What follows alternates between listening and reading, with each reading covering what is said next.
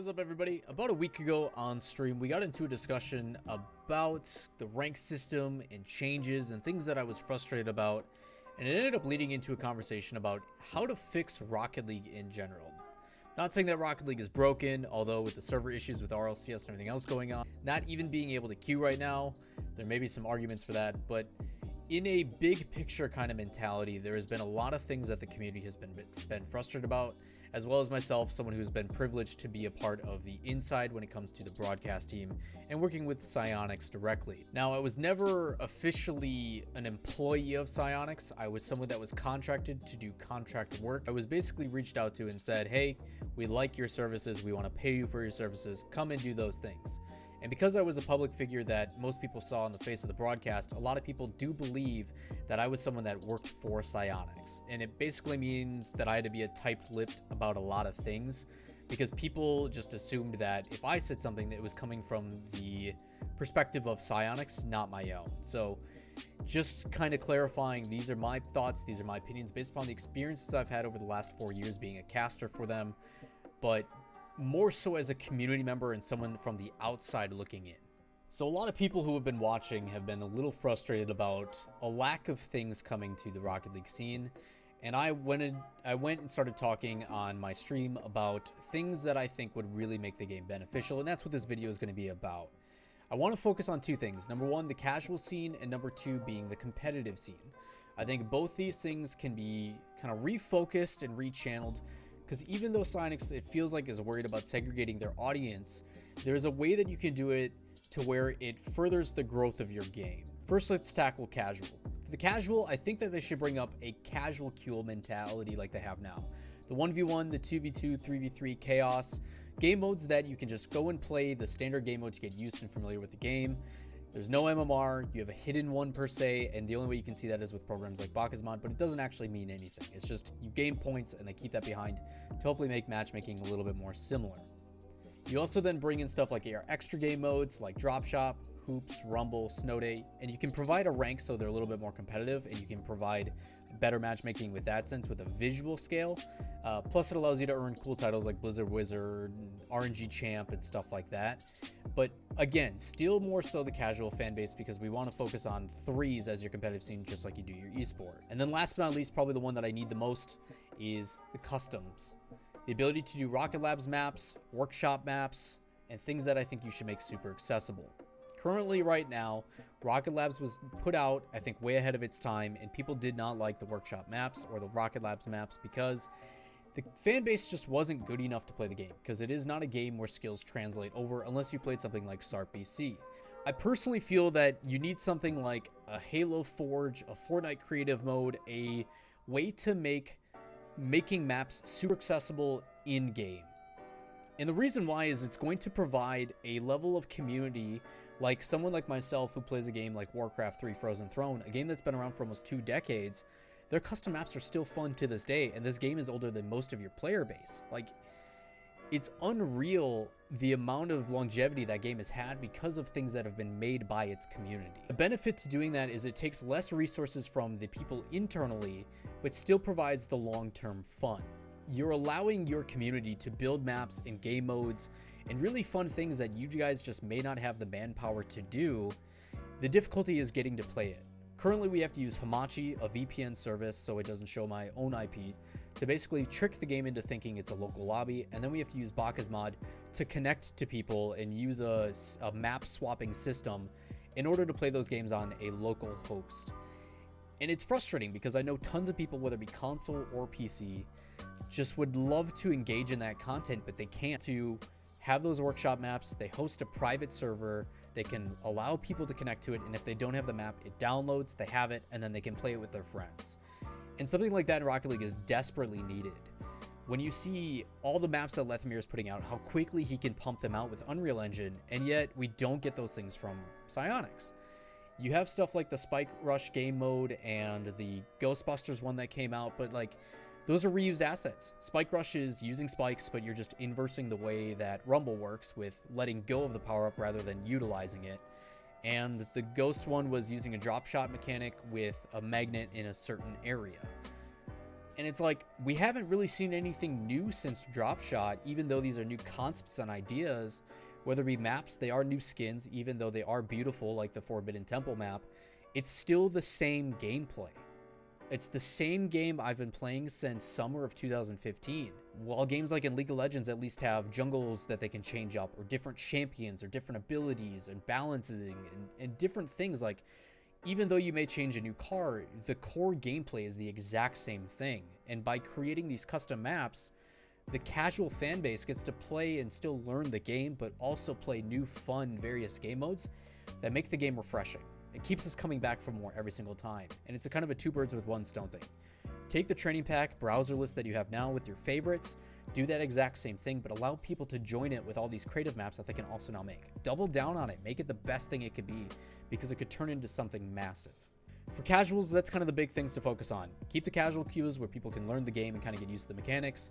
Extra game modes if they want to get into a more competitive, earn titles, kind of have some more fun, unique styles of the game with different, the puck, the ball, power-ups, you name it.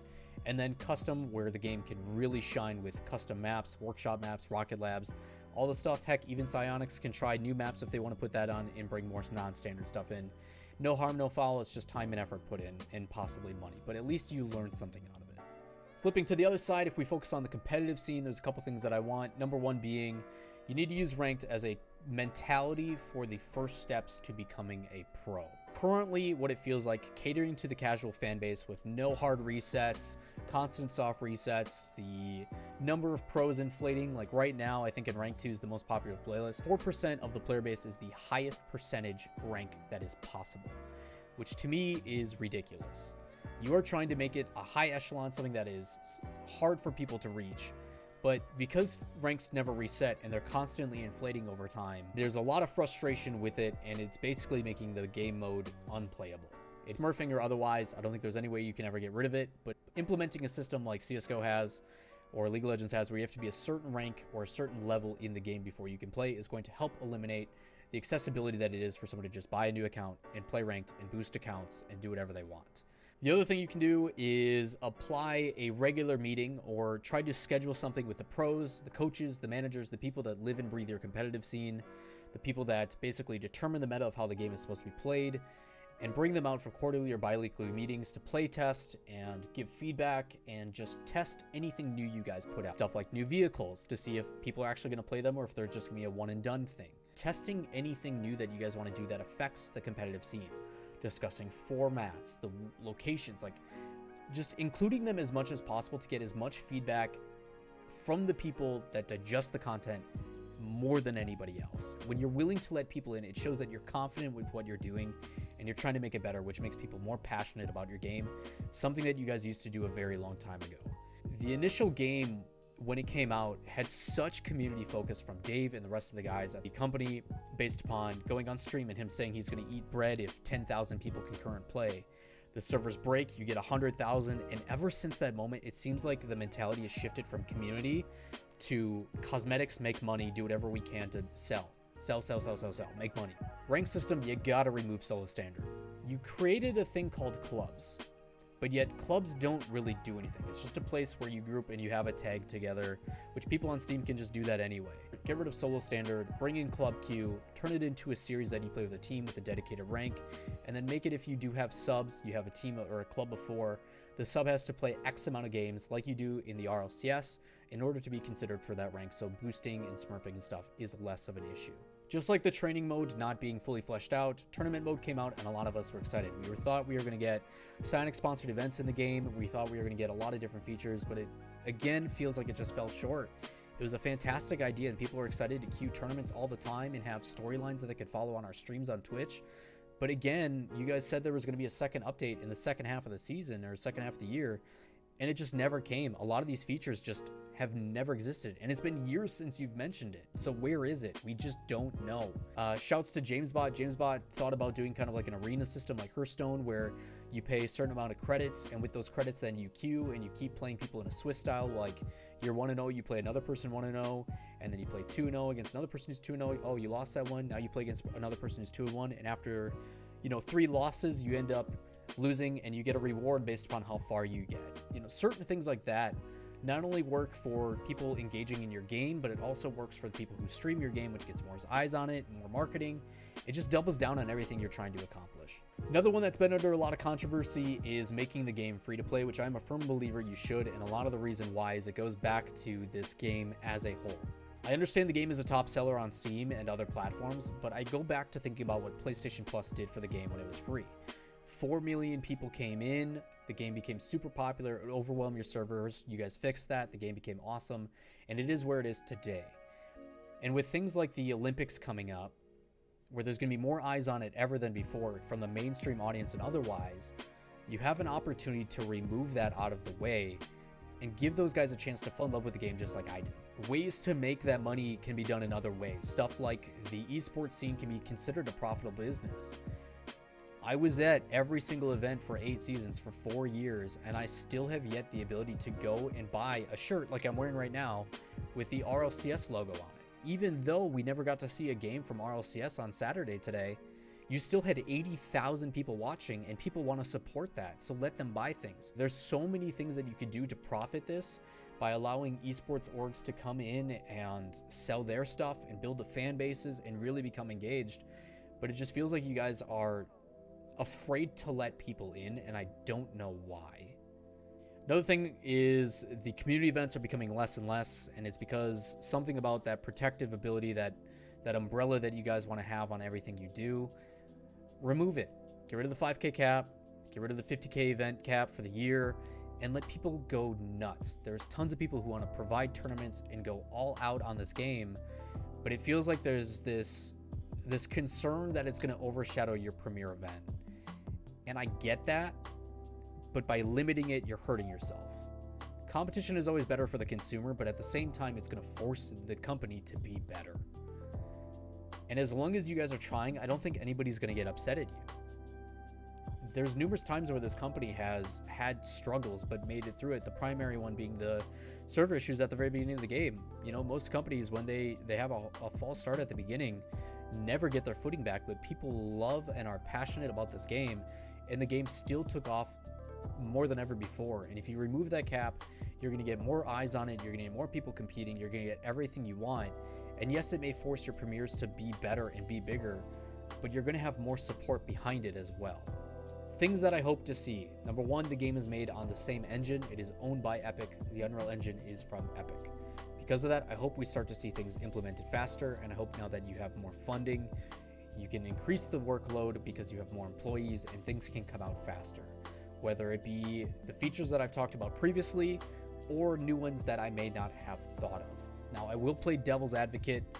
I do not know the specifics of what goes on into implementing some of these features or some of these things, but other than the cosmetics, the rocket passes, the events that we use the same system with a different currency, like the snowflakes, the candy corn, the red envelopes, whatever it is, the community is frustrated because we aren't seeing any changes. The new Forbidden Temple map is phenomenal. It looks amazing.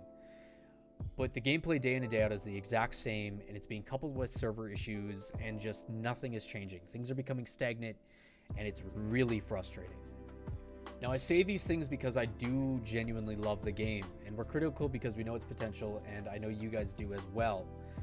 Sonics has the golden opportunity to become one of the largest games in esports in the entire world, and I'm afraid if they don't take that opportunity and that chance now and start taking some risks, they may not get another. And I don't want to see this game fail because I'm so passionate and so involved and so ingrained into this community that I know we all want the same thing, and that's part of the reason why I'm speaking up.